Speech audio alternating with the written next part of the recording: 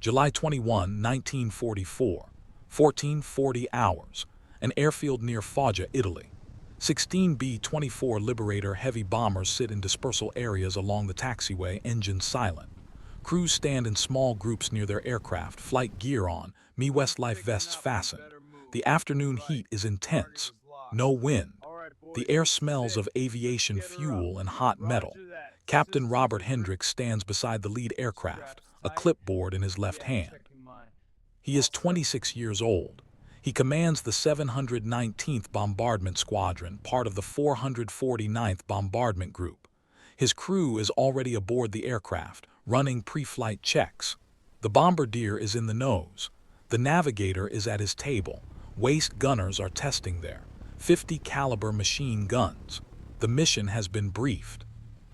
Target marshalling yards at a railway junction in northern Italy, 40 kilometers south of Verona. Load: general-purpose bombs, 500-pounders. Expected opposition: moderate flak, possible fighter interception. Takeoff scheduled for 15:00 hours. Flight time: 90 minutes to target. Authorization for the mission came through official channels 3 hours earlier. The order was typed, signed, and distributed. Hendricks received his copy at 11:45 hours during the group briefing. The mission is approved. The aircraft are loaded. The crews are ready. Hendricks looks at his watch. 15 minutes until engines start. He waits for the signal from the operations tower, a green flare that will initiate the mission sequence. The sky is clear. Visibility unlimited.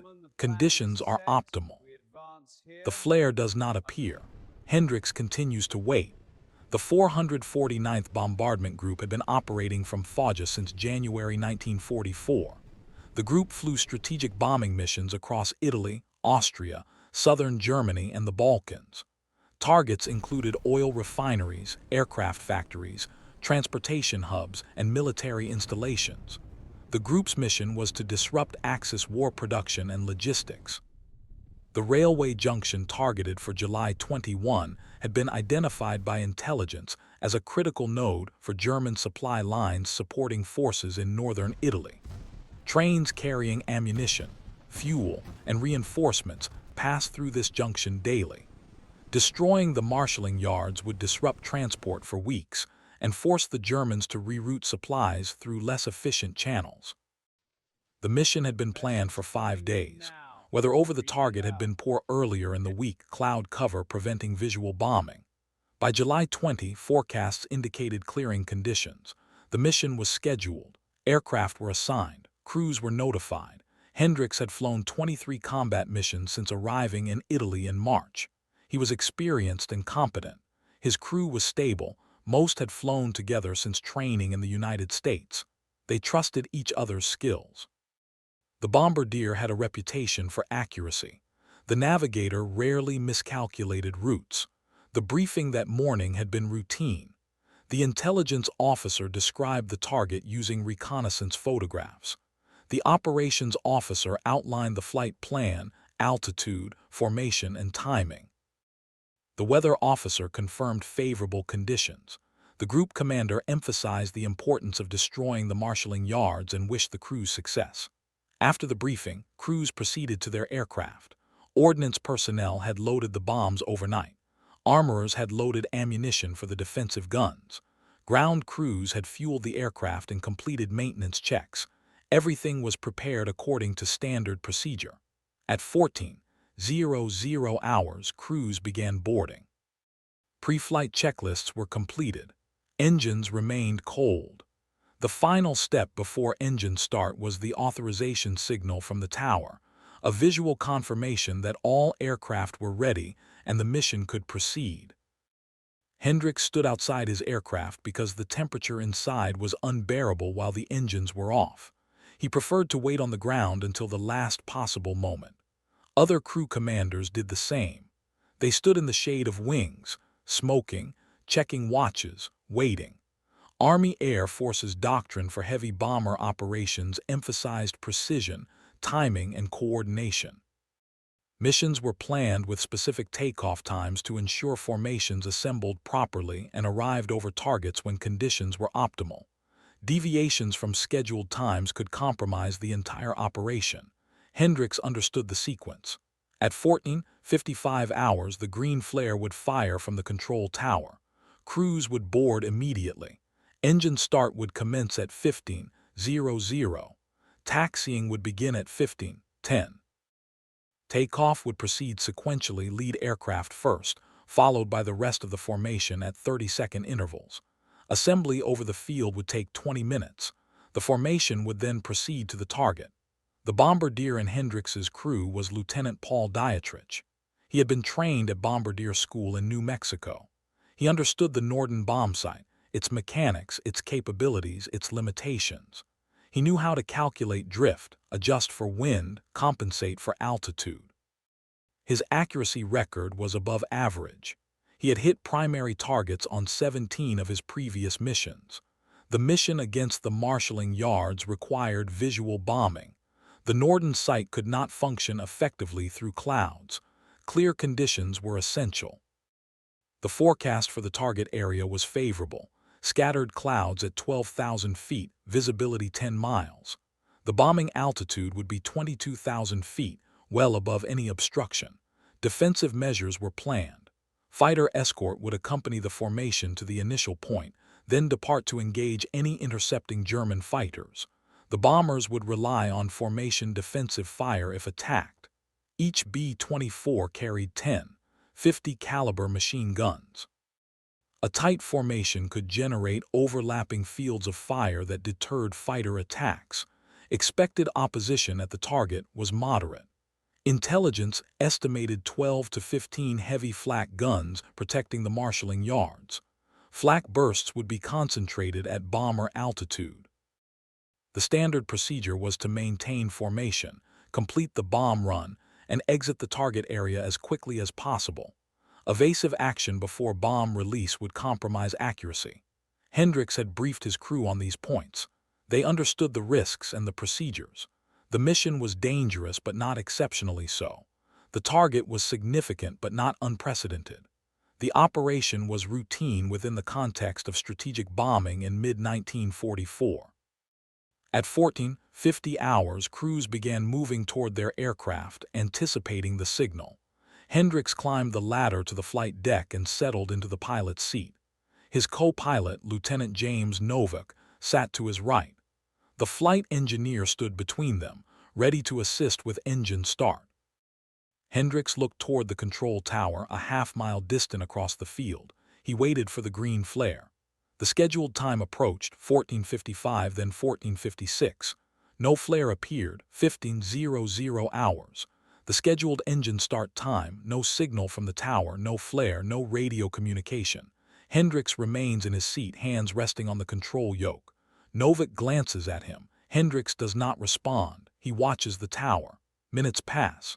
15:05. 15:10, still no signal. The radio is silent. No explanation, no instruction. The mission has not been canceled. No red flare has been fired to indicate abort. But the green authorization has not come. Hendricks considers his options. The mission is authorized. The order exists. He could proceed without the visual signal, start engines, taxi, takeoff. The authorization is documented. He would not be acting without orders, but the absence of the signal indicates something has changed. Someone at group or higher headquarters has decided not to proceed. The decision has not been communicated explicitly, but the silence itself is communication. He does not start the engines. He waits. Novick asks quietly if they should contact the tower. Hendricks says no. If the tower wanted them to proceed, the flare would have fired. If the tower wanted them to abort, the red flare would have fired. The absence of both signals means uncertainty. The situation is suspended. 15 hours. Other aircraft commanders are visible through cockpit windows, looking toward the tower, waiting for the same signal Hendricks is waiting for. No one starts engines. No one moves. The formation sits static on the taxiway. Hendricks unbuckles his harness and climbs down from the cockpit. He walks across the tarmac toward the operations building. Other commanders do the same. They converge on the building, entering through the side door that leads to the operations room. The operations officer is at his desk. He looks up as the commanders enter. He says the mission is on hold. No further information is available. Return to aircraft and await instructions. Hendricks returns to his B-24. He climbs back into the cockpit. He tells his crew the mission is delayed. No explanation provided. They wait. The afternoon stretches. 15:30, 16:00. The crews remain aboard their aircraft or stand in the shade nearby. The heat intensifies. Water is passed around. Men remove flight jackets despite regulations. The tension of anticipated combat gives way to frustration and confusion. Hendricks remains in his cockpit, monitoring the radio.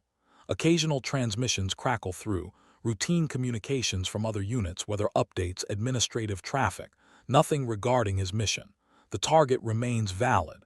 The authorization remains in effect, but the mission does not proceed. At 16:30, a jeep drives along the taxiway, stopping at each aircraft. A ground officer delivers the same message to each crew. Remain on standby. Mission may proceed at short notice. Do not leave aircraft area. No explanation. No revised timeline. The crews comply. They have no alternative. Orders are to wait. They wait. Some men sleep in the shade beneath wings. Others play cards. Conversation is minimal. The anticipation has dissipated. What remains is uncertainty and heat. Hendricks discusses the situation quietly with Novak. They speculate about reasons for the delay. Perhaps intelligence has changed. Perhaps the target is no longer considered valuable. Perhaps weather over the target has deteriorated despite forecasts. Perhaps higher headquarters has redirected resources to a different mission. They do not know. No information has been provided. At 17:00 hours, the sun is lower but the heat persists. The mission window is closing. Bombing runs were typically conducted in afternoon daylight to allow return to base before dark. Much later, and the operation would extend into evening, complicating navigation and landing. Hendricks calculates the timeline. If the mission launched now, the formation would reach the target around 18:30, complete the bombing by 19:00, and return to base around 20:30. Sunset was at 20:15. The margins were tight but manageable. The mission could still proceed. At 17:30, another jeep arrives. The same ground officer delivers a new message. Mission is postponed to the following day. Crews are to stand down, secure aircraft, return to quarters. Briefing tomorrow at 08:00 hours for potential launch at midday. Hendricks acknowledges the message. He instructs his crew to shut down procedures, stow gear, secure hatches, complete post-flight paperwork even though no flight occurred. The crew complies without comment. They climb out of the aircraft and walk toward the crew quarters in loose groups. The strike against the marshalling yards had been authorized at the group level based on a targeting priority list issued by 15th Air Force Headquarters. The railway junction was designated as a secondary target, important but not critical. Primary targets for July 21 were oil refineries in Romania. On the morning of July 21, a high-priority mission against those refineries encountered unexpected difficulties. Weather over Romania deteriorated. Several groups were unable to bomb visually and returned with full loads. The decision was made at Air Force level to restrike the Romanian targets on July 22 with maximum available resources. This decision required reallocating bomber groups. The 449th, originally assigned to the Italian marshalling yards, was reassigned to the Romanian mission for the following day. The change was communicated through headquarters channels during the afternoon of July 21. The operations staff at Foggia received word at approximately 14:50 hours, 5 minutes before the scheduled launch time for Hendricks's mission. The operations officer did not fire the green flare because the mission was no longer authorized in its original form. But the cancellation process took time. Formal orders needed to be revised. New mission planning needed to occur. The decision was made to hold the aircraft and crews in place until the situation clarified. By 15:30, it became evident that a launch for Italy was not going to occur. The revised mission to Romania required different planning, different routes, different ordnance loads. The aircraft loaded with general-purpose bombs for Italian railways would need to be reconfigured with different munitions for oil refineries. The decision to postpone was procedural. The original mission was not canceled due to poor targeting intelligence or changed tactical conditions. It was canceled because resources were redirected to a higher priority objective. The marshalling yards remained a valid target. They would be struck eventually, just not on July 21 and not by the 449th. Hendricks and his crews were not informed of these details at the time. They received only the outcome: mission postponed, stand down, await new orders. The reasoning remained at higher headquarters. The tactical level personnel simply experienced the delay and confusion without full understanding. The crews dispersed to their quarters. Hendricks walked back to the officer's tent he shared with 3 other pilots. The tent was stifling. He sat on his bunk and removed his flight boots. His feet ached from standing on the tarmac for 3 hours. Evening mess was at 18:30. Hendricks ate without appetite, canned meat, bread, coffee. Conversation in the mess tent was subdued. Other crews were discussing the postponed mission, speculating about reasons, expressing frustration. Hendricks said little. He finished his meal and returned to his quarters. At 20:00 hours, he attended a brief meeting with the group operations officer. The officer explained that the mission had been reassigned. The 449th would fly to Romania tomorrow instead of Italy. Target would be the Ploesti oil refineries. Briefing at 08:00. Takeoff at 10:30. Different ordnance, different route, different defenses. Ploesti was known to be heavily defended. Crews who had flown against it described intense flak, fighter opposition, and high casualties. Hendricks had not yet flown a Ploesti mission. Tomorrow would be his first. The marshalling yards in Italy now seemed preferable by comparison. The meeting ended. Hendricks returned to his tent. He lay on his bunk and tried to sleep. The heat made it difficult. His mind reviewed the day, the briefing for Italy, the loading and preparation, the wait on the taxiway, the postponement, now the reassignment to Romania. The operation he had prepared for would not occur. A different operation, more dangerous, would occur instead. At some point he slept. Morning came early. The 08:00 briefing covered the Romanian mission in detail. The formation would be large, over 100 bombers from multiple groups. Escort fighters would accompany them. The target was a refinery complex at Ploesti. Expected flak was heavy and accurate. Fighter opposition likely. The mission was essential to Allied strategic objectives. Hendricks absorbed the briefing.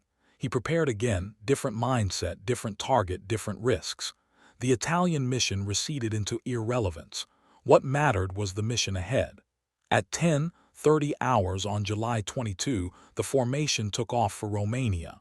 Hendricks flew the mission. The flak was as intense as described. His aircraft sustained damage but returned safely. The refinery was hit. The mission was considered successful. No official record documents the cancellation of the July 21 mission to the Italian marshalling yards as a significant event. The mission was authorized, planned, and prepared. It did not launch. The following day, a different mission occurred. The administrative trail shows only the change in targeting priorities. The operations log for the 449th Bombardment Group for July 21, 1944 contains a single line: mission scheduled to Italian marshalling yards postponed due to operational reassignment. No aircraft launched. No explanation. No elaboration. The entry is routine. Hendricks filed no report because no mission occurred. His personal log notes the date, the scheduled target, and the word postponed. The next entry covers the Romanian mission on July 22. The Italian operation is a gap, prepared but not executed, authorized but not completed. The Italian marshalling yards were eventually bombed by a different group on July 28, 1 week later. The attack was successful. The yards were damaged. Rail traffic was disrupted. The target was eliminated. The fact that the 449th had been scheduled to strike it on July 21 appears nowhere in the records of that later mission. The strike that was authorized and then forgotten left no trace in official histories. The 449th contribution to the air war is measured by missions flown, bombs dropped, targets destroyed. A mission that did not occur contributes nothing to those metrics. It does not appear in summaries or statistics. The crews who waited on the taxiway that afternoon remembered the experience, but it merged with dozens of other postponed or canceled missions. Operational delays were common. Weather, mechanical failures, intelligence updates, shifting priorities, all caused missions to be scrubbed. July 21 was unremarkable in this regard. The authorization document, the typed order assigning the 449th to bomb the marshalling yards on July 21, was superseded by the order assigning them to Romania on July 22. Both documents existed in files at headquarters. Neither was preserved as historically significant. Routine paperwork, archived and eventually discarded. Robert Hendricks completed his required 35 combat missions in September 1944. He returned to the United States in October and was assigned to a training command in Texas. He instructed new pilots through the end of the war. He was discharged in November 1945 with the rank of major. He returned to civilian life in Ohio. He worked as an aeronautical engineer for a commercial aircraft manufacturer. He married in 1947. He had 3 children. He remained in the aviation industry until his retirement in 1979. In 1983, Hendricks attended a reunion of the 449th Bombardment Group. Approximately 60 veterans gathered. They shared stories, reviewed photographs, discussed missions. Hendricks spoke with his former bombardier, Paul Dietrich, whom he had not seen in nearly 40 years. They discussed memorable missions.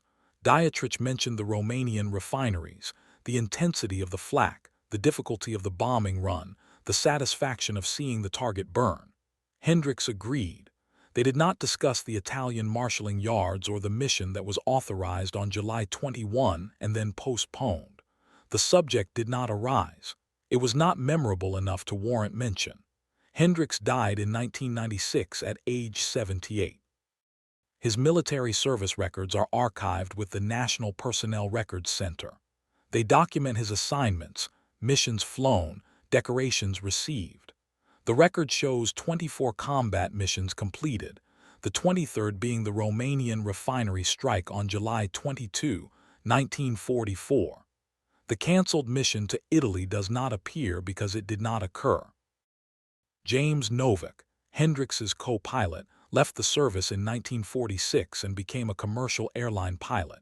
He flew for Trans World Airlines until 1975. He died in 1988. He left no memoirs or recorded interviews discussing his wartime service. Paul Dietrich remained in the Air Force and served in Korea. He retired in 1965 as a lieutenant colonel. He died in 2001. His obituary mentioned his service in World War II and Korea, but provided no specific details about missions or targets. The 449th Bombardment Group Association maintained records and newsletters until the early 2000s. The group's history lists all missions flown, with dates, targets, and outcomes.